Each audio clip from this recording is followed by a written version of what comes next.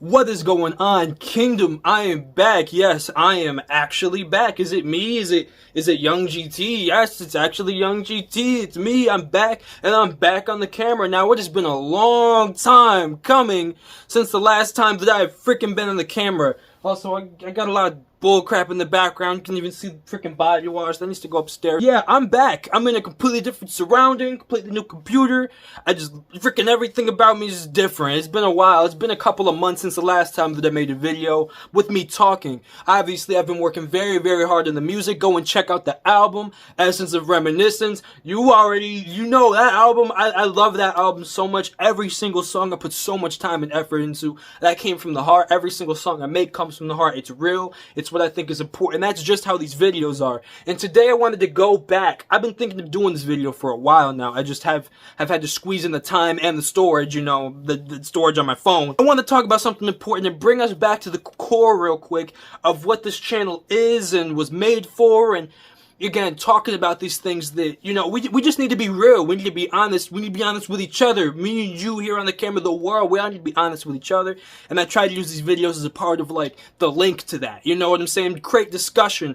Expand our minds. You know what I'm saying? Stuff like that. So I'm back, and I want to bring us back to the core of this thing here, where we talk about, again, even topics that aren't the easiest to talk about, but are real, because that's what's important. I don't care how uneasy it is. It is real, and we need to be real, because realism is going to get us further, not faking and acting like things aren't the way that they are in the world today, but speaking about them, creating discussion, and just developing ourselves from it, getting knowledge and growing from it. So anyways, today I'm here, and I want to talk about something. Look, all of us have heard of the term segregation here and there, whether it be in school or whether it be just with research or anything like that. And I want to say first and foremost, man, when it comes to this topic, it hasn't taken me like me going on the computer and researching and it just all comes to my brain. This has been sort of like a life thing, you know, just sort of literally me being put in the places and seeing it with my own eyes how the world sort of works this way.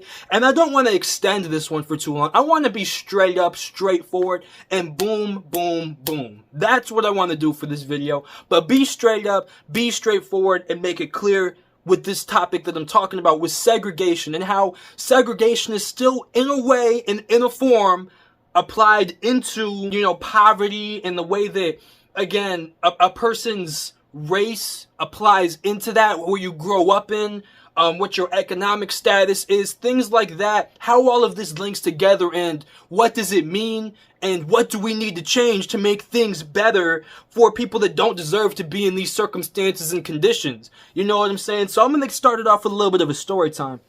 Now, I actually went to this photo gallery, right? This was, some months ago, right? And it was with some people. I'm cool. It was some of my homeboys, you know. It was a class thing. It was sort of like a last day of class thing. It was this big photo museum, not even photo gallery, big photo museum, right? And again, I'm gonna cut to the chase with it. So we were in this big photo museum, and we ran into this exhibit in this photo museum, and it was sort of like students taking prom pictures together, right? And one thing that I didn't notice a lot of the time, though, was, you know, if a person was white, they were typically with a white person or around white. If a person was black, then they were black people around black. You know, it's how it goes. Or if Hispanic, you know, that type of thing too, right?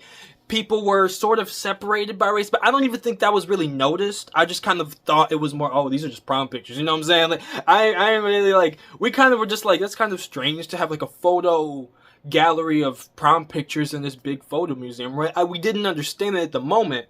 And then this was actually the teacher who was like, hey, listen, this is what this gallery's about, you know, before you're kind of just like, this is, you know, cool, whatever.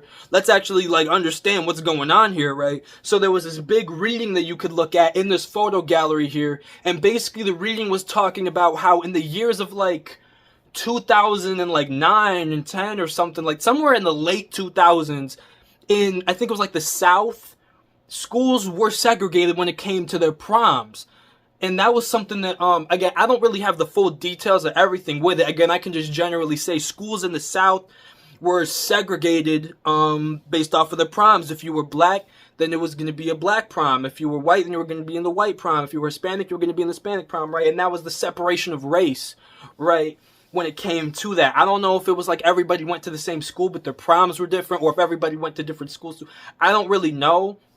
But I'm looking at it and reading some of the stories here of how it was like people of different races, they would like connect and they would be friends and they would be cool, but they wouldn't be able to go to each other's proms. Some people would like sneak into other people's proms, and you know, there was things like that that were applied in when it came to these proms, right?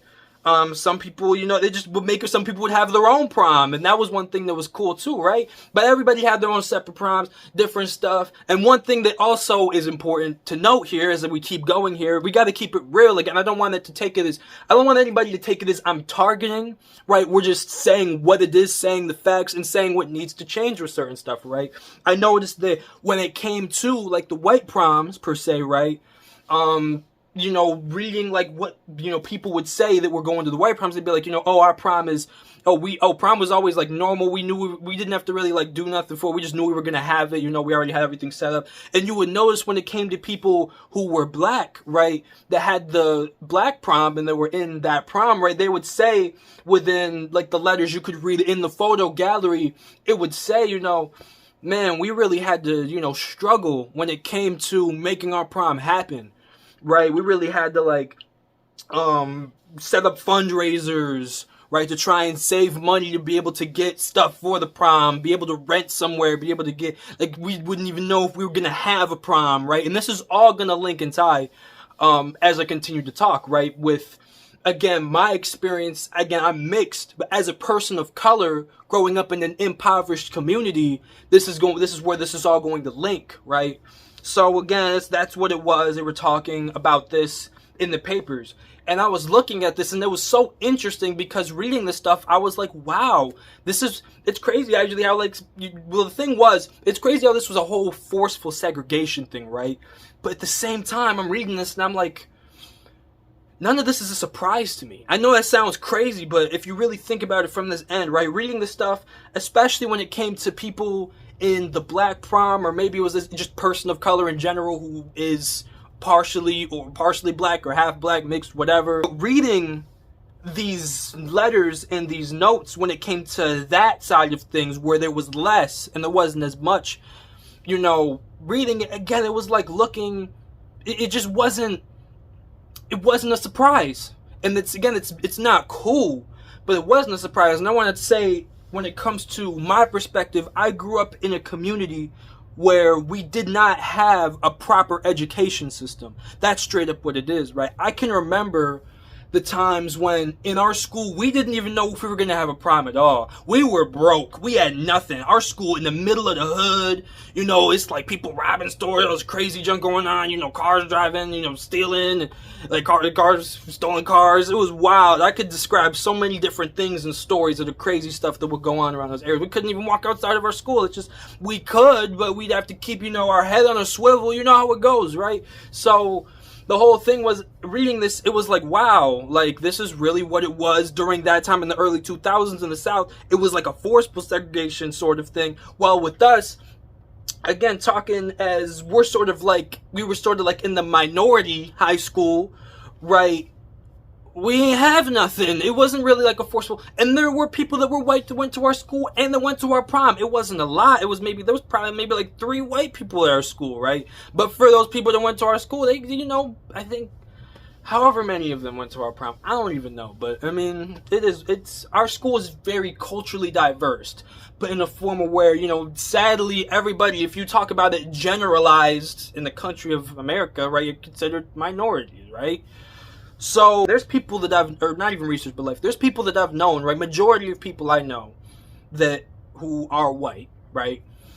Who kind of who again, it was more similar to the white proms when it came to what was, you know, put on the wall in the letters. You know, oh, our prom was kind of like something that we knew we were gonna have. It was normal. We always kind of had the money to do. Again, my school, we didn't have money to do field trips. We didn't have any opportunity to do nothing. Our school was dead. I was one of the people that was trying to work hard to like make videos and do things, you know, with my phone and with like the announcements and stuff to make us thrive, to try and do something, right? But we didn't have nothing. Well, we were just trying to do the best that we possibly could with what we had, and that's true, right? We got schools in my community nowadays that are going away at this point. You know, it's tough. But shoot, my camera's about to die, but I'll keep on. I'll continue with it. Doesn't matter. That's what was happening at that point. So I would discuss with other people who, again, were white, and then when they would be in schools where it was more of a community that had more money and had more MF. And again, these also were schools where it was majority people who were white. Right? That's just what it is. And again, I say that right now to say that I think if I look into the perspective of nowadays, right, when that talks about the financial economic system and the opportunities that are going on. My phone ran out of storage, my bad, but I'm back. But anyways, there was a clear difference and distinction between people who were people of color, right, in a school system where it was poverty and it was struggle, and that was just more of a chance because of financial circumstances that do link, whether we go into past times where people didn't have money, there were people of color, and how that links into now, or whether they're just the opportunities and the way that there's so much injustice in the country of America to the point that it's more difficult for you as a person of color, more for a person who's fully black rather than even somebody like me who's mixed, right? There's still a distinction there, but even me as a person of color, there's still certain struggles, right, that you'll have to go through that will make it more difficult for you to be able to be financially successful or financially blossom in any way. I will talk more about it, but man, there's so much I could say about how corrupted and how much of a struggle it was being in my school system that I had to develop in, and how there's such a low graduation rate, and there's so many problems going on to the point that there's so much corruption when it comes to the brains of the youth because of what's being brought onto the youth, and how much the youth don't have enough. We don't got good food in the cafeterias at all. All the food, I'm sorry, I'm gonna be real, all the food was garbage, right? What we were being taught, how the teachers could relate to us, our happiness, anything that we had that would make us feel like we matter was not there when it came to that school system, because you're growing up in kind of a trash heap. I mean, I hate to say it that way, but compared to other school systems, and you see other people, right, that again, prom, it's like it's there, it's ours, everything, not just that, but everything in general, you know, whether it comes to good food or field trips, that's something we didn't have. So again, I don't want to trail on too long because I'm low on time, and I always end up talking for a long time on these videos. But I just want to say that that's really what I had to say in terms of pinpointing this subject and this situation. You get the gist now. Expand your mind a little bit. Think about what else is there. What was, if you don't understand that side of things, research into it. Try and help. That's what I'm trying to do each and every day, whether it comes from educating or whether it comes from putting it in the music. You know what I'm saying? Like stuff like that. So anyways, that's all I got to say. I thank you for watching. You take care and you have a great day. Thank you.